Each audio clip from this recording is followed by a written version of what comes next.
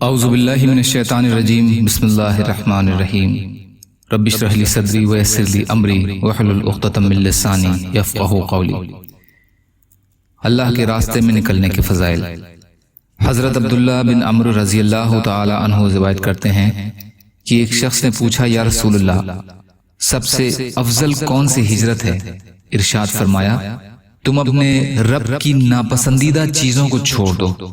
اور ارشاد فرمایا، ہجرت دو قسم کی ہے، شہر میں رہنے والے کی ہجرت، دیہات میں رہنے والے کی ہجرت۔ دیہات میں رہنے والے کی ہجرت یہ ہے کہ جب اس کو اپنی جگہ سے بلایا جائے تو آ جائے، اور جب اسے کوئی حکم دیا جائے تو اس کو مانے۔ اور شہری کی ہجرت میں بھی یہی ہے، لیکن شہری کی ہجرت آزمائش کے اعتبار سے بڑی ہے اور اجر ملنے کے اعتبار سے بھی افضل ہے۔ نسائی۔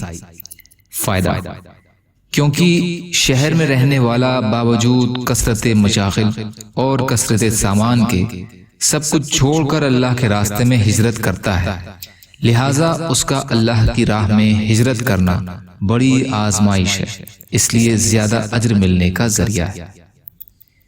یا اللہ ہم سب کو کہنے سننے سے زیادہ عمل کی توفیق عطا فرما۔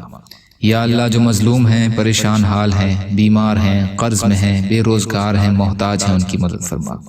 یا اللہ جو دنیا سے ایمان کی حالت میں چلے گئے ان کی مغفرت فرما۔ یا اللہ سچی توبہ کی توفیق عطا فرما۔ یا اللہ تمام صغیرہ کبیرہ گناہوں کو معاف فرما دیجئے برحمتک یا ارحم الراحمین۔ لا الہ الا اللہ محمد رسول اللہ۔ السلام علیکم۔